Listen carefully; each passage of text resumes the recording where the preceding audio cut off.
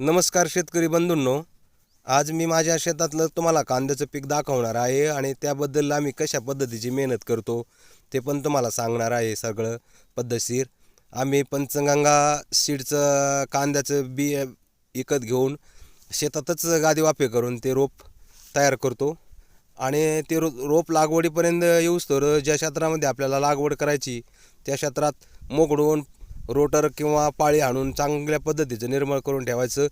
पिंगलरनी किंवा सारे काढून पुन्हा त्याला पाणी देऊन ठेवायचं. कशामुळं की त्याच्यात जे बारीक गवताचं बी पडलेलं असतं ते पूर्ण उगून वर येतं आणि मग पुन्हा पाळी करून बैलाचीच मेन उभाट्या पाळी टाकून आम्ही बेड पाडून ठेवतो.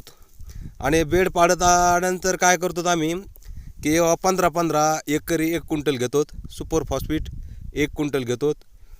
15 किलो गंधक असतो आणि सिलिकॉन 50 किलो असतं आमचं आणि पोटॅश 50 किलो.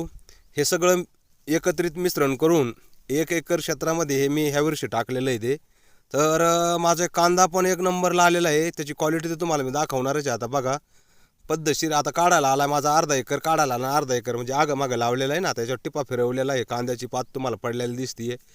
तर अशा पद्धतीचं आम्ही करतो. आणि ते रोप लावल्यानंतर जर तुम्हाला वाटलंच कुठं मुठं गवत दिसायला लागलं तर मग तुम्ही काय करायचं, योपिलचं आजा नावाचं एक औषध आहे तणनाशक, ते कांद्यामध्ये फवारायचं. एकदम नंबर 1 औषध आहे ते, पूर्ण तण जळतं आणि चांगल्या क्वालिटीचा कांदा आहे. आता बघा ही माझ्या हातात कांद्याची क्वालिटी कशी वाटली तुम्हाला. माझा भाऊ आहे बघा, तो कांदा तुम्हाला दाखवतोय. ओके, कांद्याला कलर पण चांगला येतो, गोल एकदम मस्तपैकी. तर भावांनो, तुमचा एक शेतकरी म्हणून करा सपोर्ट. माझ्या चॅनलवर नवीन असाल तर चॅनलला सबस्क्राईब करा. एक आपण अनुभवी शेतात राबून आपण ही तुम्हाला माहिती सांगतो आम्ही अशा पद्धतीची अशी करतो. तर हे तुम्हाला कसं वाटला माझं हे कांद्याचं पीक, माझा व्हिडिओ, माझी माहिती मला कमेंटमध्ये सांगा.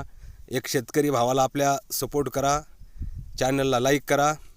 आणि तुम्ही पण कांद्याची लागवड करत असाल तर कोणतं बियाणं वापरता, कोणते खतं टाकता हे सुद्धा मला कळू द्या. कारण मी पण तुमच्याकडून तुमच्या अनुभवाचा मला फायदा होईल. काही आपल्या शेतकऱ्यालाच शेतकरी मदत करीत असतो आणि आता शेतकरीच शेतकऱ्याला वाचू शकतो. एकमेकाची पिकाची त्याची माहिती एकमेकाला सांगणं गरजेचं असतं भावांनो.